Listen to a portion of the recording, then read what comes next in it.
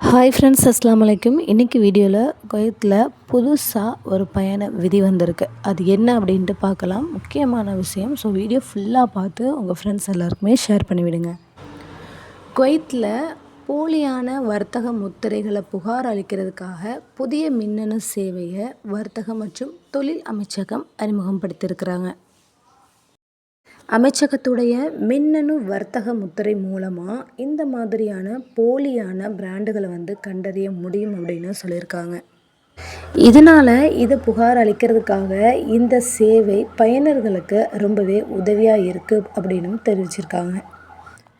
moci.government.kw அப்படிங்கிற போலியான வர்த்தக முத்திரையை புகாரளிப்பதற்கும் தேவையான விவரங்களை பூர்த்தி செய்கிறதுக்கும் அது மட்டும் இல்லாமல் தேவையான ஆவணங்களை இணைக்கிறதுக்கும் இந்த தளத்தை பயன்படுத்திக்கலாம். அது மட்டும் இல்லாமல் தேசிய தயாரிப்புகளை ஏற்றுமதி செய்கிறதுக்கான பிறப்பிடச் சான்றிதழ் வழங்குவதற்கான செயல்முறையையும் அமைச்சகம் வழங்கியிருக்கிறதா தெரிவிச்சிருக்கிறாங்க. அமைச்சகத்துடைய மின்னணு போர்ட்டல் மூலமாக அணுகக்கூடிய புதிய சேவை தொழில்துறை உரிமம் மற்றும் ஏற்றுமதி விலை பட்டியல்களுக்கு தேவையான ஆவணங்களை பதிவேற்றுறதுக்கு ரொம்பவே பயனர்களுக்கு உதவியாக இருக்கும் அப்படின்னு சொல்லியிருக்காங்க. அடுத்த முக்கியமான தகவல் என்னென்னு பார்த்தீங்கன்னா, குவைத்துடைய புதிய பயண விதியை வெளியிட்டிருக்கிறாங்க. வெளிநாடு செல்லும் குழந்தைகளுக்கு புதிய ரூல்ஸை கொண்டு வந்திருக்கிறாங்க. அதாவது குவைத்தில் இருக்கிற வெளிநாட்டு குழந்தைகள் நாட்டை விட்டு வெளியேறணும் அப்படின்னா அவங்களுடைய ஃபாதரோட பர்மிஷன் ப்ளஸ் கையெழுத்து இது இருந்தால் மட்டும்தான் அவங்க நாட்டை விட்டு வெளியேற முடியும் அப்படின்னு சொல்லிட்டு ஒரு புதிய ரூல்ஸை கொண்டு வந்திருக்காங்க. வெளிநாட்டு குழந்தைகள் பாதுகாவலரின் அனுமதி இல்லாமல் நாட்டை விட்டு வெளியேறதை தடுக்கும் புதிய முறையை இந்த துறைமுகங்கள் மற்றும் விமான நிலைய இடங்களில் அறிமுகப்படுத்தியிருக்கிறதா தெரிவிச்சிருக்காங்க. முக்கியமாக துறைமுகம் மற்றும் விமான நிலைய பாஸ்போர்ட் துறையின் பொது நிர்வாகம் மூலம் உள்துறை அமைச்சகம் செயல்படுத்த தொடங்கியிருக்கிறதா தகவல் வெளியாகிருக்கு. இதுக்கு பாஸ்போர்ட் துறையால் தயாரிக்கப்பட்ட அறிக்கையில் பாதுகாவலர், அதாவது முக்கியமாக ஃபாதர் கையெழுத்து போடணும்னு சொல்லியிருக்காங்க. பயணத்தின் பொழுது தந்தை இல்லாமல் குழந்தை அல்லது அவங்க தாயோட உறவினருடையோ பயணம் செஞ்சாங்க அப்படின்னா புறப்படுறாங்க அப்படின்னா அந்த வெளிநாட்டவர்களுக்கு இந்த முடிவு பொருந்தும் அப்படின்னு சொல்லியிருக்காங்க.